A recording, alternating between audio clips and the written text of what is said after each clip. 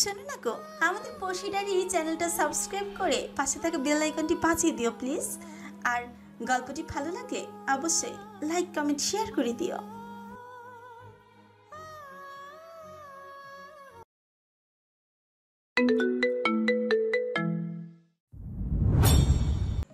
কিন্তু এবার আর সুযোগ পেল না সে। মারতে মারতে নভেল তাকে শুইয়ে ফেলেছে নিচে। উপর হয়ে পড়ে কাতরাতে থাকলো তখন তৃপ্ত। শার্টের টপ দুটো বোতাম তৃপ্তর মারের মাঝে কখন ছিঁড়ে গেছে নফিলের, তা দেখে গা থেকে সেটা এক টানে ছিঁড়ে দূরে ছুঁড়ে মারল নফিল। তৃপ্তকে টেনে তুলে তার নাক আর চোয়াল বরাবর শক্ত করে কয়েকটা খুঁজতে মুখটা রক্তাক্ত করলো, তবে ক্ষান্ত হলো। অনায়াসে তখন নেতিয়ে পড়লো তৃপ্ত ওর গায়ের উপর।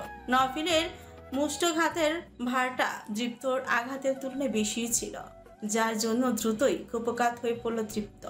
নফিলের কাঁধে নিস্তেজভাবে মাথা এলিয়ে দিয়ে স্বীকার করল সে, তোর পাঞ্চগুলোর ওয়েট হেভি ভাই। আর আমার বউয়েরটা আনবিলিভেবল, আনএক্সপেক্টেড ছিল ওটা। দিদিকে বলিস একটু সুস্থ হয়ে আরও কয়েক ঘা খেয়ে আসবো ওর হাতে, তাও যেন আমাকে মাফ করে দেয়। প্রয়োজন নেই, ওর বদলে আমিই তো দিলাম, তোকে আর ওর মুখে মুখে হতে দেবো না। তো এবার লন্ডনে ফিরে টানা 4 বছর পর দেশে ফিরবি। তোর হয়ে ইলেকশন করবো এসো ভাই। করিস, এবার ছাড় আমাকে, নিচে চল, তোকে বাসায় নামিয়ে দিয়ে আমি ফিরবো। বলে তৃপ্তর ব্যথায় কাতর বলহীন দেহটা নফিল শরীরের উপর থেকে ছড়িয়ে দিল। কার্নিশের কাছে যেতেই দেখলো ওর ফোনটার স্ক্রিন জ্বলে আছে। তাওসিফ কল করেছে। রাত প্রায় 1:30টার মতন এখন। কলটা জলদি রিসিভ করে সে কানে ঠেকাতেই ওপাশ থেকে চেঁচিয়ে উঠল তাওসিফ, জানোয়ার, হারামের বাচ্চা, তুই কোথায়? বাসায় ফিরছিস না কেন এখনো? শরণের অবস্থা ভালো না। কি হয়েছে ওর? জ্বরে দুর্বল কিরণের বুকটাকে দিদিতে আশ্রয় করে নিয়ে লেপ্টে আছে সেখানে। বেলকুনির দরজার কাছে তখন তাওসিফ দাঁড়িয়ে। সৌরভ আর ঘরের মূল দরজার সামনে দাঁড়িয়ে দূর থেকে ওদেরকে দেখছে। কোনোভাবেই তারা ঘরে ঢুকতে পারছে না, এগোতেই পারছে না দিদিতির কাছে। এগুলোই দিদিতি চিৎকার করে উঠছে। প্রচন্ড ভয়ে জড়িয়ে ধরেছে কিরণকে। একমাত্র কিরণই থাকতে পারছে ওর কাছে। কিন্তু তাওসিফ অথবা সৌরভ কাছে আসলে দিদিতি চোখের সামনে বিভৎস এক এক রূপ দেখতে পাচ্ছে শুধু, যা কখনো শুধু একটা বিশাল বড় ভয়ানক চেহারা, মাথা কখনো শুধু ভয়ঙ্কর চোখ, আবার কখনো নগ্ন হয়ে দণ্ডায়মান কালো কোনো অশরীরী, যে এলোমেলো দীর্ঘ চুল ছেড়ে লম্বা জিভা বের করে ওর দিকে এগিয়ে আসতে চাইছে। নাফিল বাসা থেকে বেরিয়ে যাওয়ার পর পরে দিদিতির শরীরটা ধীরে ধীরে খারাপ হতে শুরু করে। গায়ে জ্বর এসেছে বুঝতে পেরে দিদিতি নিচে চলে আসে একটু বিশ্রাম নিতে। সেই সময় বাকিদের আর আড্ডা জমে না। শিহাব তন্নিকে নিয়ে ওই রাতেই বাসায় চলে যায়। তামান্না রোমানের ফ্ল্যাটে চলে আসে ঐশীর সাথে। বাকিরাও এক এক করে বিদায় নেয়। শুধু সৌরভকে যেতে দেওয়া হয়নি। তাওসিফ নিজের সাথে করে তাকে নিয়ে নিচে গেস্ট রুমে আসে কিরণকে উপরে থাকতে বলে। দিদিটি সেই সময় লিভিং রুমের সোফায় শুয়েছিল। নফিল এলে আবার খেতে চাইতে পারে, তাই তার জন্য অপেক্ষা করেছিল। ঠিক তখনই সামনের সোফায় এক নগ্ন পুরুষকে ওর দিকে চেয়ে বসে থাকতে দেখে সে। দেহের তুলনায় যার মাথাটা অস্বাভাবিক বড় ছিল। তৃতীয়বার এমন কিছুর মুখোমুখি হওয়ার পর দিদিটি বিশ্বাস করে না এটা মোটেও ওর দৃষ্টিভ্রম হতে পারে না। এত জীবন্ত অনুভব কল্পনাতে আসতে পারে না যদি সে সুস্থ না থাকতো। ওর চিৎকারে তখন পাশের ঘর থেকে কিরণ ছুটে আসে। নিচে তাওসিফের কাছে আওয়াজ পৌঁছায়নি তখন। কিরণকে সব কিছু খুলে বলতে না পারলেও তাকে ভীত সন্ত্রস্ত হয়ে বলে, আমার সঙ্গে উল্টাপাল্টা কিছু হচ্ছে কিরণ, ও না আসা অবধি আমার কাছে থাক তুই। এরপরে ওকে নিয়ে কিরণ নিচে নেমে আসে। ফ্রিজ থেকে ঠান্ডা পানি এনে দেয় পান করতে। সেই সময় সৌরভও পানি চাইতে আসলে দিদিটি নিজের গ্লাসটা তাকে দিয়ে দেয়। আর তারপরই বিশ্রীর রূপে একটা মাথা দেখে চোখের সামনে। অমনি চিৎকার করে উঠতেই তাওসিফ ঘর থেকে ছুটে আসে। তখনই তিনজনই জিজ্ঞেস করে কি হয়েছে ওর। তাতে আরো ভয়ানক পরিস্থিতি হয়। শুধু দুটো জ্বলন্ত রাগান্বিত চোখ তেড়ে আসতে চায় তখন ওর দিকে। আবারও চিৎকার করে উঠলো। একটা সময় দিদিটি জ্ঞান হারায় তীব্র ভয় আর জ্বরের প্রকোপে। সহজে জ্ঞান ফেরাতে পারে না কেউ। তখন তাওসিফ কল করে নফিলকে ফিরতে বলে জলদি। অনেকটা সময় ধরে চেষ্টার পর ওর জ্ঞান ফিরলে ওকে ঘরে নিয়ে আসে কিরণ। তাওসিফ আর সৌরভও ঘরে এসে জিজ্ঞেস করে সমস্যাটা কি হচ্ছে ওর। দিদিতি ক্লান্ত কণ্ঠে সবটা জানায় তাদের সে যা যা দেখছে আজকে। সৌরভ মেডিকেলের ছাত্র বিদায় কথাগুলো আমলে না নিয়ে ওর কাছে এসে বসে। যখন ওকে জিজ্ঞেস করে, তোর কি কিছু দিন ধরে কোনো রকম শারীরিক বা মানসিক সমস্যা হচ্ছে, হলে আমাকে খুলে বল। দিদিতি জবাব দেওয়ার পূর্বেই তখন দেখতে পায় নগ্ন বেশে জিহ্বা ঝুলিয়ে রাখা ওই অশরীরীর ওর দিকে ক্রোধ নিয়ে ছুটে আসছে। চিৎকার করে উঠলে সৌরভ তখন ওর হাতটা ধরে বসে, আর তখনই অনুভব করে দিদিতি ওর বাহু কেউ প্রবল বেগে খামচে ধরেছে। ব্যথায় আর ভয়ে সে কান্না করতে করতে বলে, আমার হাত খামচি দিয়ে ধরেছে সৌরভ। সৌরভ তখনও দিদিতি অমন আকুল হয়ে কান্না করতে দেখে ঘাবড়ে যায়। কিরণ বোনের এমন করে কান্না করা কোনোদিনও দেখেনি। সে আরো বেশি ভয় পেয়ে বোনকে জড়িয়ে ধরে কেঁদে উঠে জিজ্ঞেস করে, কে খামচে ধরেছে আপু, কোথায় ধরেছে? দিদিতি বাহুতে অন্য হাত দিয়ে ধরে দেখাতেই তখন সেখানে আরো ব্যথা অনুভব করে, যেন ধারালো নখ গেঁথে দিচ্ছে। উফ আল্লাহ বলে দিদিতি করুণ সুরে আর্তনাদ করতে থাকে। সৌরভের হাত থেকে ওই হাতটা টেনে নিয়ে বা হাতে সেখানে চেপে ধরতে টের পায় ওর বাহু ওই অদৃশ্য সত্তাও ছেড়ে দিয়েছে। সৌরভদেরও তা জানায় ও।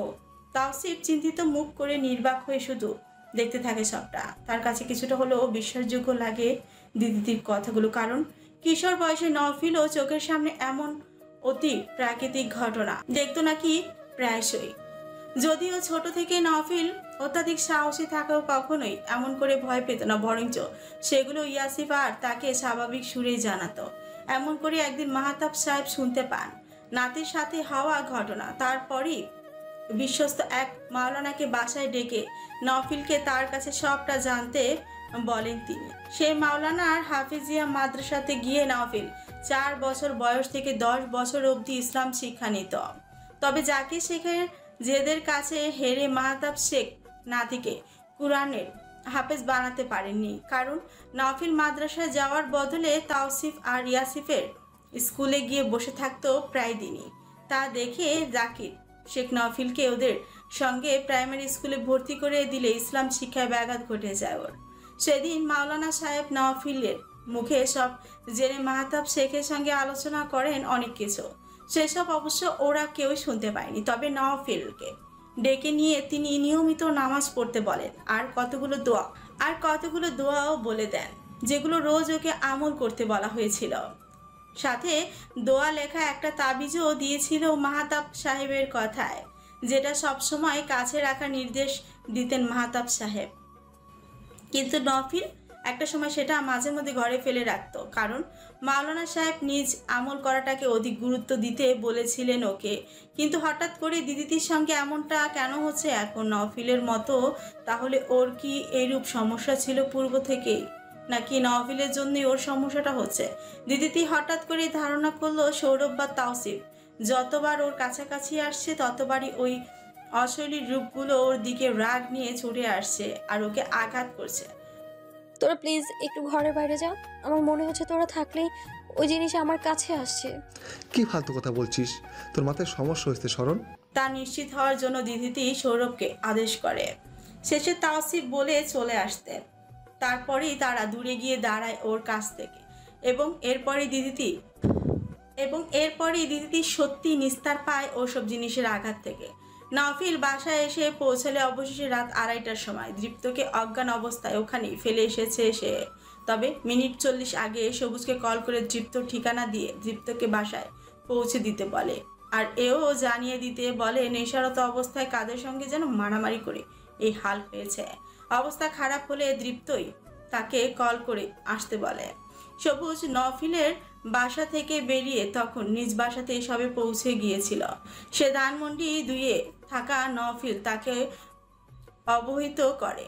দীপ্তর আহত থাকার কথা শুনে যখন ছুটে আসলো ওর কাছে, তখন ওর নাক থেকে গড়িয়ে আসা রক্তে গা, মুখ, গলা, বুক ভিজে আছে। জ্ঞানহারা অবস্থাতেই ঘরের মধ্যে ফেলে চলে গেছে নফিল বসার ঘরে সোফাতে ক্লান্ত দেহ নিয়ে থাপ করে বসে পড়তে সবুজ কল করে। চেঁচিয়ে ওঠে ফোনের ওপাশ থেকে, তুই আমাকে জড়ালি কেন এর মধ্যে? ওকে আমি একাকি করে নেব, মারলেই যখন তখন বাসায় আবার পৌঁছে দেওয়ার মানেটা কি? আমি যদি জানতাম এত বেগতিক অবস্থা ওর, জীবনেও আসতাম না। আমাকেও মেরেছো। মারামারি মানে তো দুই তরফাই খাওয়া, কিন্তু মারার পর যত্ন করে বাড়ি পৌঁছে দেওয়ার নাটক ফাটক কে করতে বলেছে তোকে? বন্ধু হই না আমরা? শালাবান, ক্লিয়ারলি কথা বল, নয়তো আমি গেলাম এমনি ফেলে রেখে। রাত 3টায় তোর এই চুবুকাহিনী করে বেড়াবো আমি? ও সমঝোতা করতে রেখেছিল আমাকে, বুঝলি? মারামারি তো করলাম ইন দ্য এন্ড, কিন্তু ওর উদ্দেশ্য ছিল আমার সঙ্গে পুনরায় মিলেমিশে যাওয়া।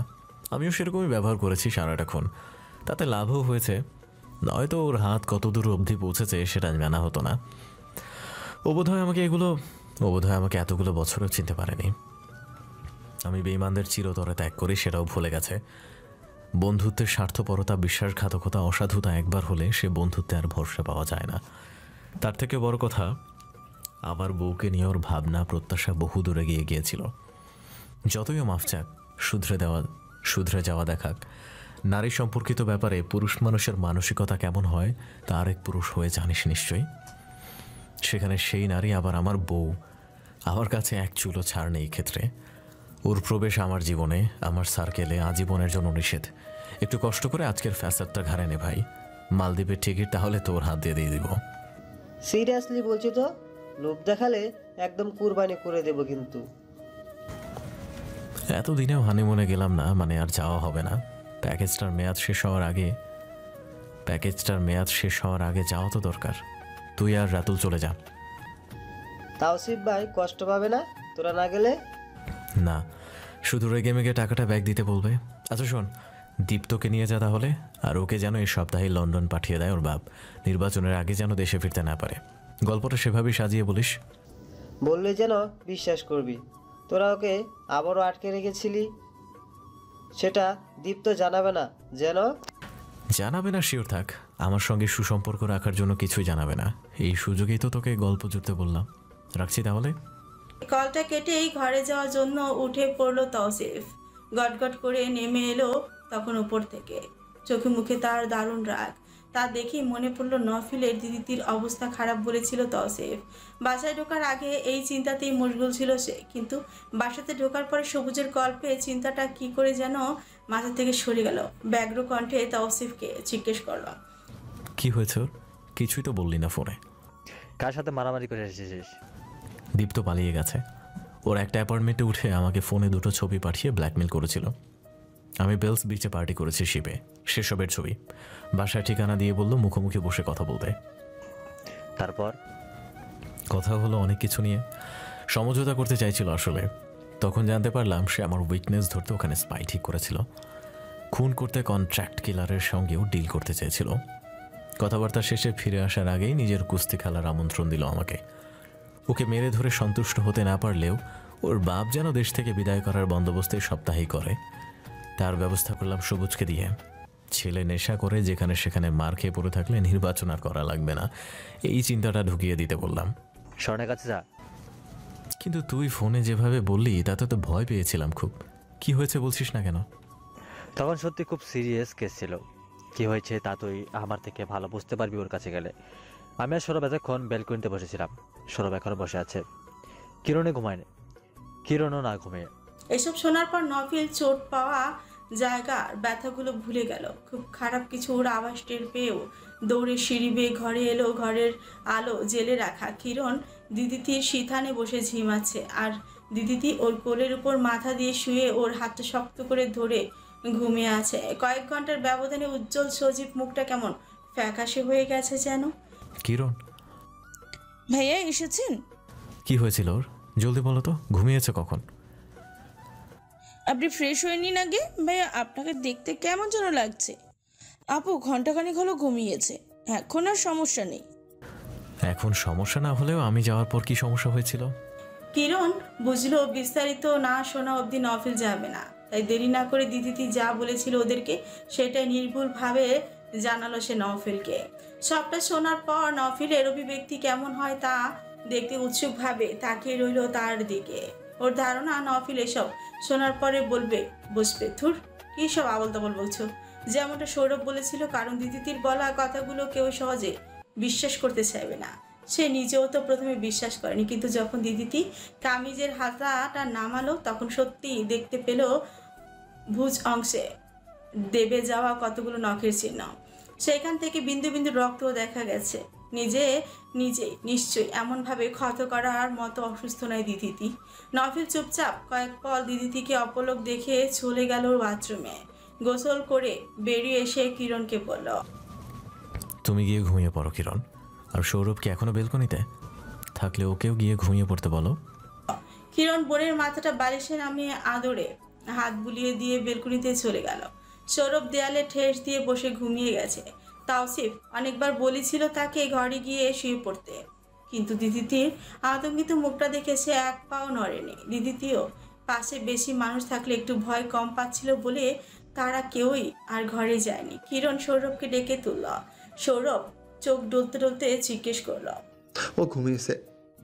হ্যাঁ, অনেকক্ষণই। ভাইয়া এসে পড়েছে, ঘরে গিয়ে শুয়ে পড়তে বলল সবাইকে। সৌরভ উঠে চলে গেল নিচে। এইটুকু সময়ের মাঝে একবারও কিরণের দিকে তাকায়নি সে। এমনকি আজ পুরোটা সময় ভুল করে এক পলকের জন্য ওর চোখে দিকে পড়েনি তার। কি নিদারুণ অনাগ্রহ তার কিরণের প্রতি, তা ভেবে বুকটা ভার হয়ে আসে ওর। নফিল গোসল শেষেই অজু করে বেরিয়েছে বাথরুম থেকে। গায়ে টি শার্ট ঢুকিয়ে মাথায় সাদা টুপি পরে জায়নামাজ পেতে নিয়ে দাঁড়ালো বিছানার কাছে। তার আগেই ঘরে নরম আলো জেলে বড় লাইটগুলো নিভিয়ে দিল। নির্ভীকে তাহাজ্জুদ নামাজ পড়া শেষে সে চার্জ লাইটটা জ্বালিয়ে হাফেজি কোরআন শরীফটা নিয়ে বসলো। তারপর সূরা বাকারা তেলাওয়াত শুরু। বেশ করার কিছুক্ষণ পরে আচমকা দিদি ঘুমের মাঝে বিকট এক চিৎকার দিয়ে উঠল। নফিল তবুও পড়া বন্ধ করল না, তবে কোরআন শরীফটা বন্ধ করে সূরা ইয়াসিন মুখস্থ পড়তে পড়তে সে দিদিটির কাছে এসে বসলো। দিদিটি খুব ভয়ঙ্কর স্বপ্ন দেখেছে। অবিরত শরীর কেঁপে চলেছে ওর এখনো। উচ্চ কণ্ঠে একের পর এক সূরা পড়তে থাকা নফিলকে পাশে দেখে সে নিশ্চিন্ত হওয়ার বদলে আরো বেশি ভয় পেয়ে গেল, কারণ নফিলের থেকে মাত্র 3 হাত দূরে এক বিভৎস রূপের নগ্ন পুরুষ দাঁড়িয়ে ওর দিকে চেয়ে রীতিমতো ফুঁসছে। গাড়িতে বসা দুজন সুকন্যা, যাদের সাহায্যদাতা একজনই মাত্র পুরুষ। সে পুরুষটি আবার পুলিশের কর্মকর্তা। অধিকাংশ বাঙালি পুলিশদের স্বভাবজাত চারিত্রিক বৈশিষ্ট্য যেমনটি হয়, এই অফিসার তার সম্পূর্ণ ভিন্ন প্রকৃতির, যেন মাফিসার কাছে। ধারালো চোয়ালের সৌম্য দর্শন, মুখটিতে উদর্গ গাম্ভীর্য আর ভীষণ দাম্ভিকতা। কোমলতা না থেকেও অথচ বিনয়ী আচরণ প্রকাশ করে সে দারুণ কৌশলে। কিন্তু ভাবনা মূলত এইসব নয়। এই মুহূর্তে মাফিসার ইয়াসিফ শেখ সম্পর্কে যেমন তথ্য পেয়েছিল, সে তাতে অপরূপা নারীদের হীরা পাওয়ার মতোই কদর ইয়াসিফের কাছে, এবং সে তথ্য অনুযায়ী সারা সময় তবে বিভিন্ন রকম গল্পে মশগুল থাকার কথা এখন ইয়াসিফের। তবে অথবা 2 নারীকেই ইমপ্রেস করার প্রচেষ্টা করবে সে, কিংবা সাহায্যের বিনিময়ে সুবিধা আদায় করে নিতে চাইবে। কিন্তু সেই সবের কিছুই তো দেখা যাচ্ছে না ওর মাঝে। তবে কি ওই তথ্যগুলো সব ভুল ছিল? একজনের থেকে তো এমন তথ্য মেলেনি। বেশ কজন মানুষ ওর সম্পর্কে এই একই কথা বলেছিল। প্রত্যেকে নিশ্চয়ই মিথ্যে বলবে না, কিছু একটা তো ব্যাপার আছেই। হয় ইয়াসিফের নিজেকে সেভাবে মেলে ধরছে না ওদের কাছে কোনো কারণে, অথবা ইয়াসিফ পুরুষটি এমন, নিজের সুদর্শনতার জন্য প্রচণ্ড অহংকার ওর। গাড়িটা আচমকায় ব্রেক কষল। জাগ্রত মাবিসা চোখ বুজে ইয়াসিফকে নিয়ে এমন ধ্যানে ছিল যে সে মাত্রাতিরিক্তই ভয় পেল অ্যাক্সিডেন্ট হলো কি না ভেবে। ঝট করে চোখ খুলে সোজা হয়ে বসলো আতঙ্ক স্বরে। সামনে দেখতেই দেখতে জিজ্ঞেস করল, কি হলো? এভাবে গাড়ি থামালেন কেন? ফ্লোরেন্স সিটে মাথা এলিয়ে নির্লিপ্ত চোখে জানালার বাইরে চেয়েছিল সারা সময়। মাফিসার আতঙ্কিত কণ্ঠে ঘাড় সোজা করে সামনের দিকে চেয়ে দুজনকে জিজ্ঞেস করল সে, is everything okay? All fine. মাবিশাফা দুঃস্বপ্ন দেখে ভয় পেয়েছে মনে হয়। আপনার অ্যাড্রেস করার ধরনটা আমি একদমই পছন্দ করছি না। ইয়াসিফ শুধু মুচকি হাসল এই কথায়। ওদের দুজনকে প্রস্তাব দিল, এই হালকা বৃষ্টি ওয়েদারে আপনাদেরকে টং দোকানের চা আর টোস্ট বিস্কুটে খাওয়াতে চাই। সেই সাথে বাইরে দাঁড়িয়ে কিছুক্ষণ ঠান্ডা বাতাস গায়ে মাখলেন, চোখে মুখও পানির জাপটা দিলেন। ভালো লাগবে কথা দিচ্ছি। বিশেষত ফরেনসাফা, আমার এই সামান্য আত্মীয়তা গ্রহণ করেন প্লিজ। ফ্লোরেন্স চারপাশটা দেখলো একবার। রাস্তাটা খুব শুনশান, রাতটাও গভীর, কিন্তু সামনেই একটা দোকান দেখা যায়, টিভিও চলছে সেখানে, তবে দোকানদারকে চোখে পড়ল না। নিশ্চয়ই করব, চলুন। স্মিত হেসে সম্মতি দিল ফ্লোরেন্স, কিন্তু নিমরাজি হলো মাভিসা। এমন ফাঁকা জায়গায় আমাদের দুজনের নামটা কি নেওয়াটা ঠিক হবে? বলা তো যায় না বিপদ ওত পেতে আছে কিনা। একটু ন্যাকামো মার্কা কথা হয়ে গেল না, যেখানে স্বয়ং আমি পাশে আছি। বিরক্তি নিয়েই বলে গাড়ি থেকে নামলো ইয়াসিফ। ফ্লোরেন্সকে নামতে ইশারা করে মাভিসাকে বলল, ল, তুমি চাইলে ভেতরে বসেই খেতে পারো, নামতে হবে না। ফ্লোরেন্স কাঁধের ব্যাগটা থেকে পানির বোতল বের করে নিয়ে মা বাইরে এলো। পথঘাট আর তার অচেনা বলে জিজ্ঞেস করলাম, আমরা এখন কত দূর ঢাকা থেকে? মাভিসার দিকে আর নজরে একবার তাকিয়ে মোবাইল ফোনে সময়টা দেখে নিয়ে ইয়াসিফ জানালো, আর ঘন্টা 2-এর মধ্যে লাগবে ঢাকা ঢুকতে, ভোর 6টার মধ্যে ঢুকে পড়তে পারবো। চলেন এগোই আমরা। ফ্লোরেন্স মিষ্টি এসে জানালার সামনে এসে মাভিসাকে ডাকলো, want to come sister, let's গো।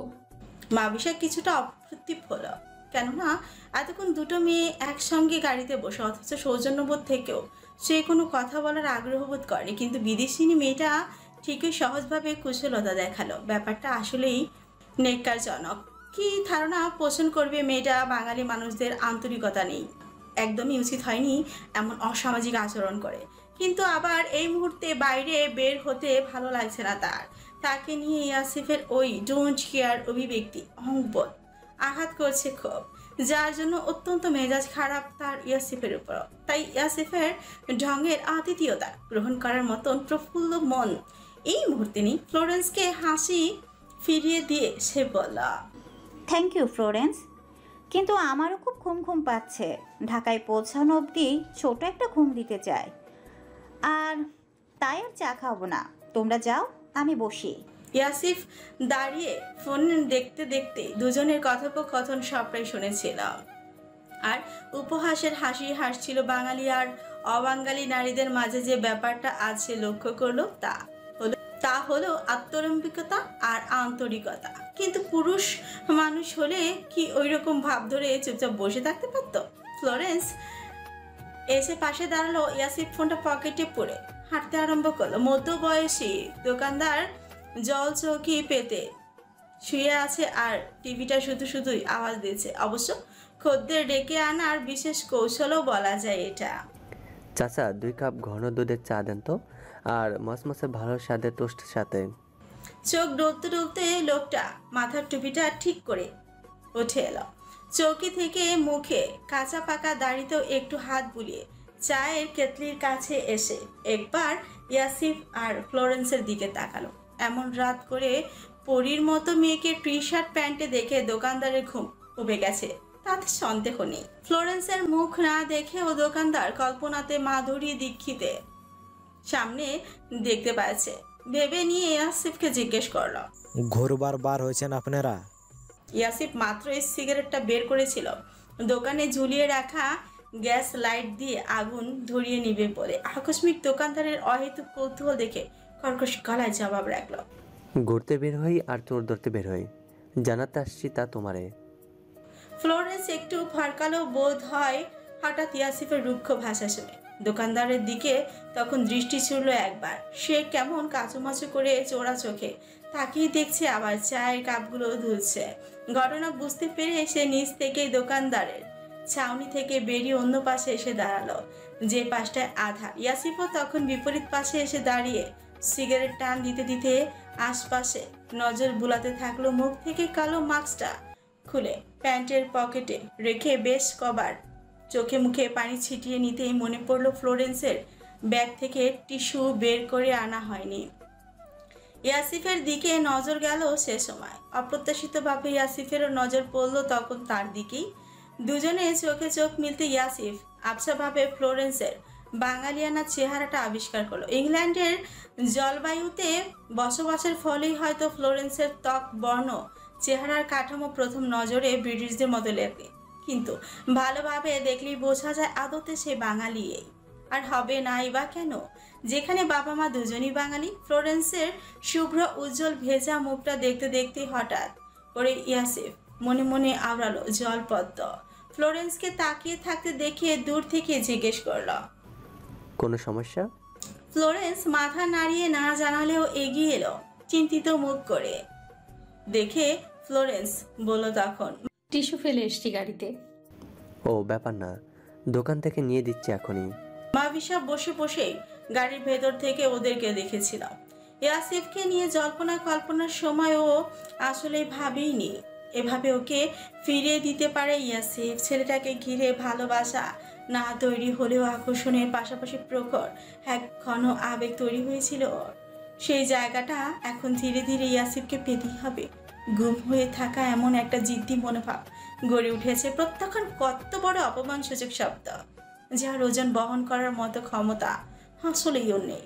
কখনো অনুভব গ্রহণ করতে হয়নি যে, তাই বলে এবারও গায়ে পড়ে এসে নিজের মূল্যবান অনুভূতিকে ইয়াসিফের কাছে জাহির করতে যাবে না ভুলেও। কিন্তু এইদিকে আত্মমর্যাদাপূর্ণ ওর কঠোর মনটাও কেমন বেহাইয়া হতে চাইছে। কি এক মুসিবত।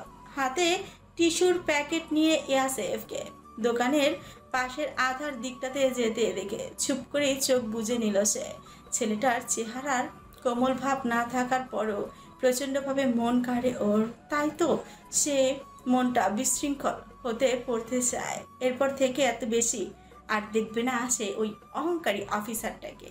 প্যাকেট থেকে টিস্যু বের করে ফ্লোরেন্সের হাতে তুলে দিয়ে ইয়াসিফ জিজ্ঞেস করলো, শুধু চা খাবেন? ক্ষুধা পেলে রুটি আর ডিম ভাজিও খেতে পারেন, দোকানদার গরম গরম বানিয়ে দিতে পারবে এখনই। না না, তেমন খিদে নেই, শুধু চা হলেই চলবে। মুখটা মুছতে মুছতেই বলল ফ্লোরেন্স। তার ভেজা মুখে টিস্যু ছিঁড়ে গিয়ে চোখে আর ঠোঁটের কোনায় লেগে থাকতে দেখে ইয়াসিফ সেটা অবগত করতে চাইল, কিন্তু ফের দুজনের চোখের মিলন ঘটতে ইয়াসিফের কল্পনাতে ভেসে উঠল তখন অন্য দুজোড়া চোখ। ফ্লোরেন্সের ক্লোজ সেট আকৃতির চোখ অপলক চেয়ে এসে জানিয়েও দিল, Your eyes are like very familiar eyes. এই মুহূর্তে ফ্লোরেন্সের দৃষ্টিও আটকালো ইয়াসিফের ছোট ছোট বাদামি বর্ণের চোখে। ওর কঠিন্য সুন্দর মুখেও নজর ঘুরে এসে থামলো, আবারও সেই চোখেই জানতে চাইল, সেটা কার মতো তবে? ইয়াসিফ উত্তর না দিয়ে তার ঠোঁটের কোণায় ইশারা করলো, তারপর চোখের কোণাতেও। ফ্লোরেন্স সেই মোতাবেক ঠোঁটের কোণে আঙুল দিয়ে টুকরোটা টিস্যুর অংশ পেলেও চোখের কোণা থেকে তা উদ্ধার করতে পারল না। খুবই ক্ষুদ্র ছিল সেইটুকু। সাদা রং বলে আলো আধারিতে তা ইয়াসিফের চোখে পড়েছে, তাই কাজটা দায়িত্ব নিয়ে সেই করলো। ফ্লোরেন্স কেন যেন হাসলো তখন। ইয়াসিফের নজর পড়ল না তা। ওর দৃষ্টি নিবদ্ধ সেই সময় ফ্লোরেন্সের চোখ দুটোতে। কয়েক পল ওই চোখে তাকিয়ে থাকতে থাকতে আশ্চর্যভাবে জাগতিক জ্ঞান কোথায় যেন হারিয়ে ফেললো ইয়াসিফ অজান্তে। নিমেষে হারা চাহনিতে ফ্লোরেন্সের সাধারণ চোখ জোড়াতে মাদকতা খুঁজে পেল সে। ক্ষণিকে আসক্ত হয়ে পড়ল বোধহয় ওই মাদকতাতেই। মেয়েটির টিকলো নাক, গাঢ় গোলাপি পুরু অধর ও নজর কাড়ল। এমনটা কেন হচ্ছে ওর সঙ্গে? ফ্লোরেন্স অজ্ঞাত এক সুশ্রী তরুণী, গোটা জীবনে যার দর্শন আজই পেল সে, যাকে দেখার পর মুগ্ধতা মনের আনাচে কানাচে একটু ছোঁয়নি। কারণ এই জীবনে কর্মসূত্রে বহুল আশ্রমী রূপবতীদের সান্নিধ্য মিলেছে, ওর দর্শনও মিলেছে। তাই সুন্দর নারীতে এখন আর আগের মতো চোখ ধাঁধায় না। মনটাও তাই মরুভূমির মতোই শুষ্ক নিরস, যেখানে আজও তরু ছায়ার সৃষ্টি হয়নি। কোনো নারী পারেওনি ওই মনের অন্তঃপুরবাসিনী হতে। কিন্তু কাছে থাকা এই মেয়েটির সঙ্গে ব্যক্তিগত জীবনে একদিনের জন্য চেনা পরিচয় না থেকেও ইয়াসিফ এতটুকু মুহূর্তের মধ্যে কি করে তার প্রতি ঝুঁকে পড়ল? তা কি দৈহিক কামনা থেকে কেবল? চুমুকের মতোই তো নিয়ন্ত্রণহীন টানছে ওকে মেয়েটি। কি হচ্ছে ওর সঙ্গে? হঠাৎ করে নারীর প্রতি এমন দুর্বল অনুভূতির অধিকারী পুরুষ সে কখনোই ছিল না, আর আজও না। তবুও কেমন করে এই অচেনা মেয়েটির মাঝে ভয়ঙ্করভাবে হারিয়ে যাচ্ছে। ফ্লোরেন্স মৃদুস্বরে একবার ঠোঁট নাড়িয়ে কিছু বলল ইয়াসিফকে। সে শব্দগুচ্ছ ওর কানে ঠিক পৌঁছালো, কিন্তু ওর বোধশক্তি কোনো জাদুকরি যেন জাদু বলে কবজা করে রেখেছে নিজের কাছে। মস্তিষ্কে ঘূর্ণিপাকের মতোই ফ্লোরেন্সের বলা কথাগুলো তোলপাড় চালাচ্ছে, কিন্তু ইয়াসিফের চৈতন্য সেদিকে গুরুত্বহীন। ফ্লোরেন্স থামতে অজানিতভাবেই তার গাঢ় গোলাপি পুরো ঠোঁটের কিনারায় বৃদ্ধা আঙুল ছুঁয়ে ধরল। নিজের মুখটা তার মুখের কাছে এগিয়ে এনে আবেশিত মন্থর কণ্ঠে ফিসফিসিয়ে বলে উঠল, একটা নিবিড় চুমুর আবদার আমার জলপদ্মের কাছে।